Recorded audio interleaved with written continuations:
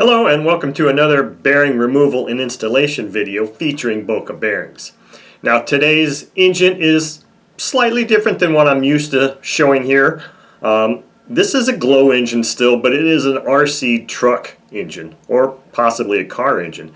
It's something I happened to find on a Facebook Marketplace deal for a very reasonable price, which is one of the reasons why you don't see me doing a whole lot of RC car or truck engines. Is, well, several reasons.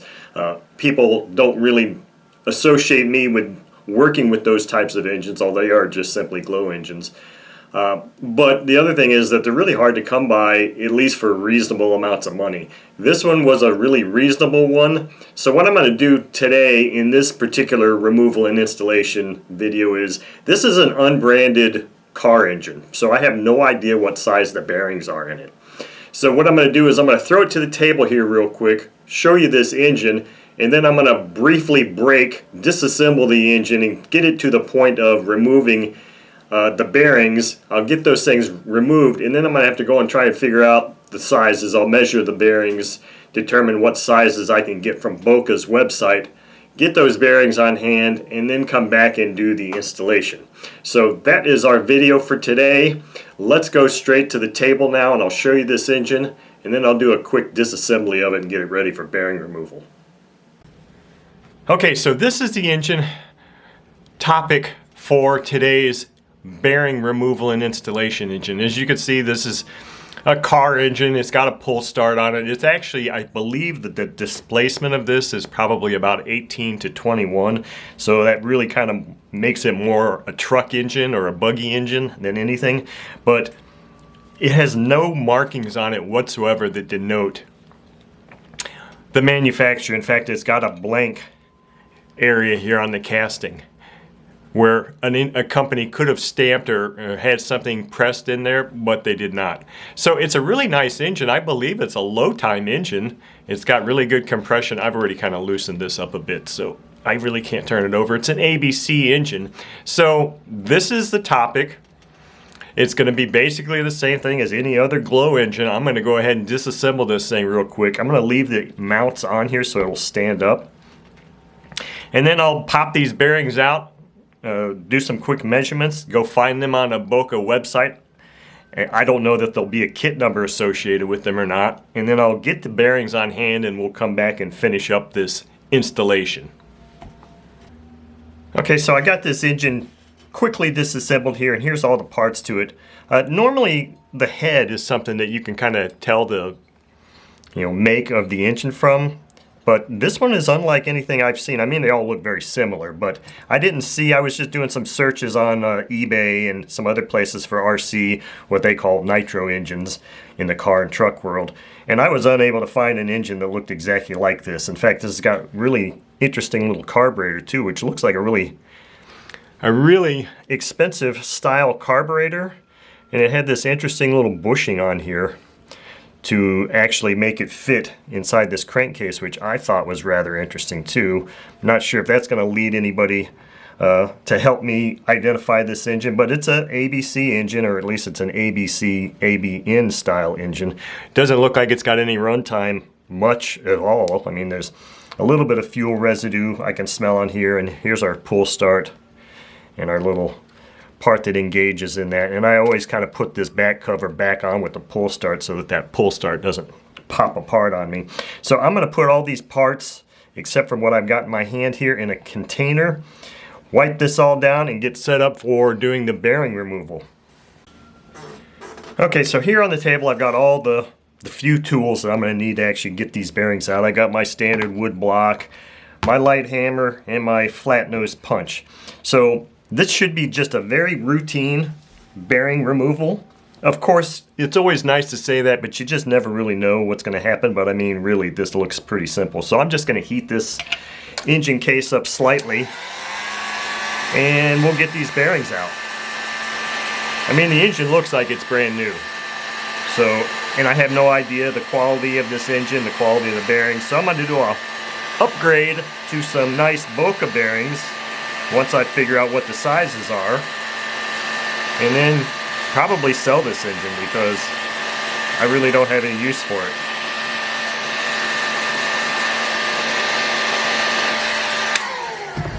see if that's enough to tap this crankshaft out. Can I just do it? I guess I can just do it with that. Oh, look at that. Our bearing came off. That's a little hot. Our bearing came off with on the crankshaft, so that's all right. Let me move this out of the way. I don't know that I'm going to need this really much for this now because everything seems to be going quite well. That is rather warm, so I'm going to keep my glove on here and just pop this bearing out. And we'll get to measuring them.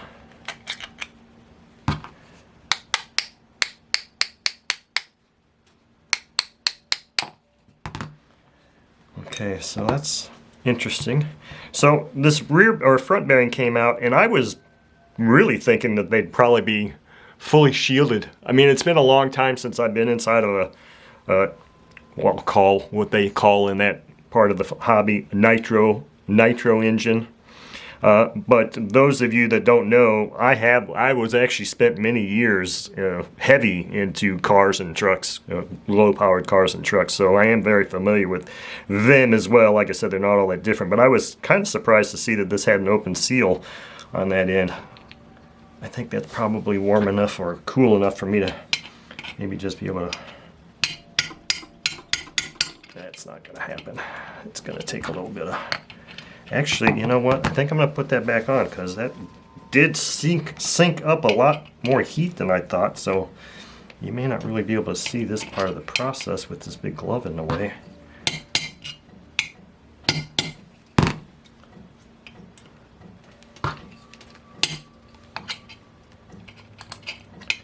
I think the size of this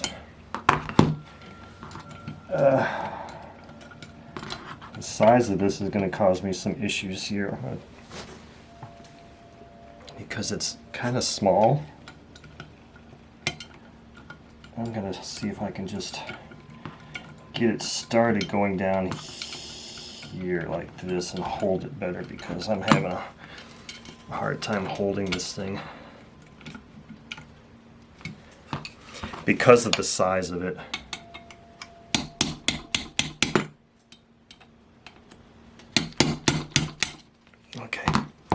There we go.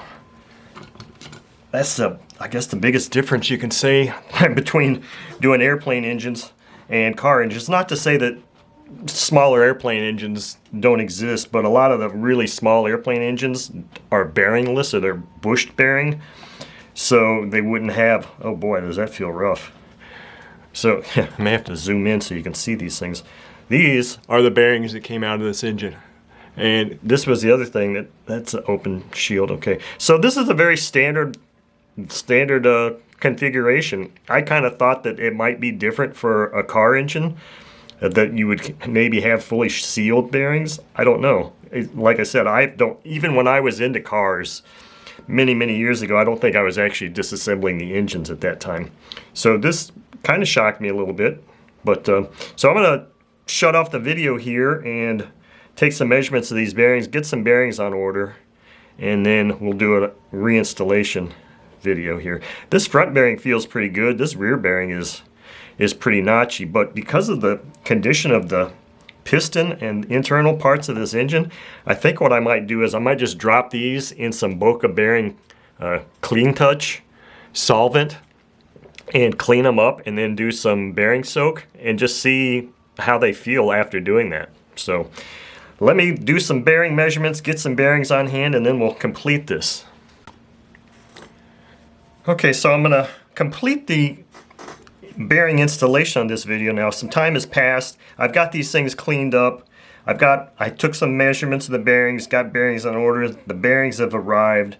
And we'll go on about introducing the tools I'm going to be using again real quickly. I've got my wood block to tap this rear crankshaft, or the crankshaft with rear bearing in place, my hammer, a little screwdriver here to remove the seals on these new bearings, my short socket extension to use as a drive, and I also have my bottle of, it's really getting rather low, Lightning Lube Road Power from Boca that I like to use as a lubricating medium. In fact, I always put a pump in my jar here, but it looks like I've got some in there already, so I'm just going to go ahead and start lubricating the crankshaft and crankcase up and get ready for these bearings. So because I didn't know the name or the manufacturer of this engine, I was unable to come up with a kit number. So I had to just measure bearings and just order the bearings individually from Boca. And I don't know that there's anything they're going to be able to do about that because of the fact that, and I did confirm that it is an 18, not a 21. I mean, there's just, I don't know what it is. So yeah, I could say, make this a kit, but I wouldn't have any idea what engine to tell them to make it a kit for, so that won't really work. So what I've got here is a front bearing that just turned out to be an MR697-2GS PS2. At least that's the measurement. And this one here, the rear main bearing, is an MR6801-2 RSC PS2. So those are the two bearings that I purchased, and hopefully we'll find out and see if they're actually the right ones or not. So both of these are rubber sealed bearings, so I'm going to remove the seals on both seals on this one and one side of this one as customary. But man, these bearings are so tiny, I might actually have to use like a T-pin to get these seals out. Okay, there we go. I don't like to damage these things because they do have a little metal ring in them. I just don't like damaging the rubber seals just because you just never know when you might find another bearing you want to pop them onto. I don't know, I guess I'm kind of weird on bearings now. I mean, I've held and played with bearings many years, but these Boca bearings are just really phenomenal. So I like the color of that blue seal. I'm almost kind of thinking about just putting blue seal on this one, but we'll hold off on that. So these two bearings look good to me, so these are ready to be installed. These are the originals that came out, and let me see if I can do a little bit of lubrication here. And just like with the airplane engines, I'm going to install the front bearing in the crankcase first, and as always, I always just kind of put this rear bearing on the crankshaft itself. Seems to be a perfect fit so far, and that way it acts as a centering mechanism when I go to install that rear crankshaft. So let me heat this guy up just a little bit. I might have to actually open this up some here. Okay, everything is just so much smaller with this engine.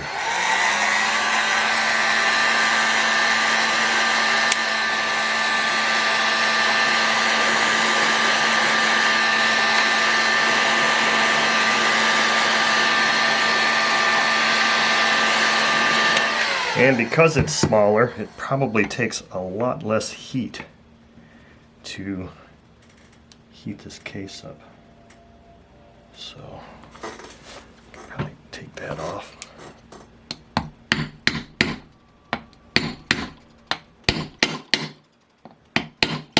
Maybe I didn't get that case heated up as much as I thought. Really didn't soak a whole lot of heat up, but we'll see if it's warm enough to go ahead and install this rear bearing. Yeah, it's 90% of the way in there right now. I think this is going to be in the way.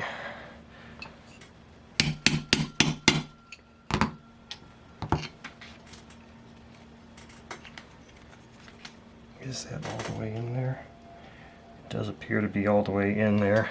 So there is our tiny bearing installation here for, well, the first time I'm doing it with Boca here, doing an RC truck or car engine. I guess an 18 could probably be either a car, street car, or a truck, small truck, I don't know. But anyway, that's our bearing installation for an RC nitro buggy truck car engine.